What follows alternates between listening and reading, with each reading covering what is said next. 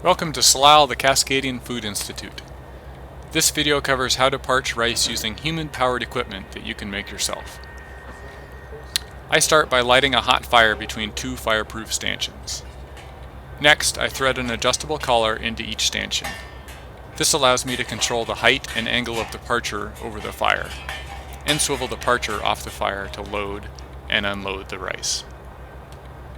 Each stanchion is made by welding a large nut to the end of a piece of pipe, and then driving the pipe several feet into the ground. My collars are made of wood, so I added metal heat shields to keep them from burning.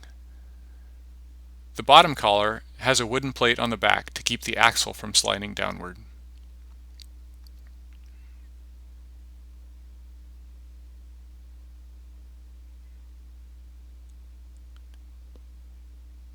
I placed an additional heat shield between the fire and the stanchion to further protect the wooden collars. The parcher is made from a 55-gallon drum. Pipe is welded to either end of the drum for an axle, and two pieces of angle iron are bolted to the inside to cause the rice to tumble as I spin the barrel.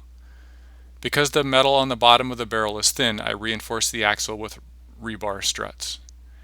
Rice is held inside the parcher by the angle of the two stanchions. An additional stanchion is driven into the ground to the side of the fire, and nails are fixed at 3 elevations to facilitate easy loading and cooling and unloading of the rice. I load about half of a bushel bag, or 10 to 12 pounds of rice into the parcher at a time.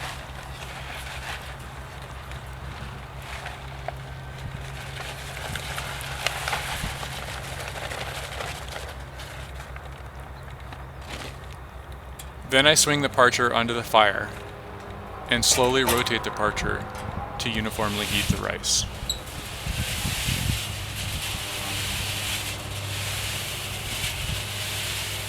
The rice will pop and scorch if left in one position too long, so turn the rice just fast enough to keep it from scorching.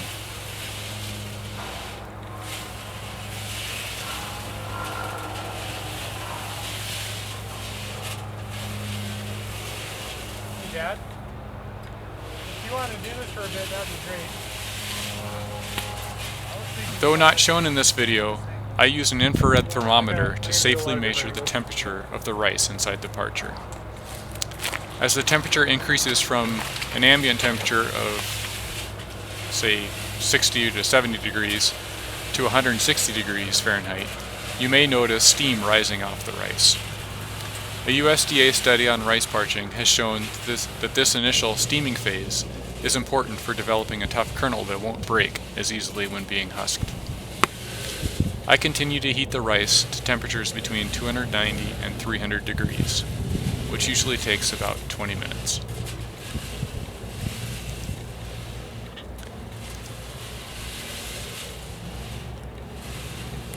I don't have a way of measuring humidity, but properly parched rice should be just below 10%. When the holes are sufficiently dry, they become brittle and can easily be removed by rubbing the rice between your hands. Here you see nearly completed rice tumbling as a result of the angle iron.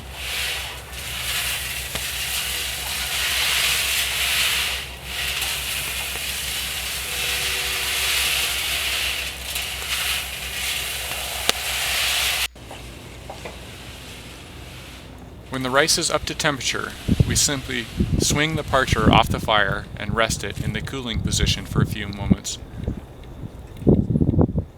before lowering it to the bottom rung to dump the rice out.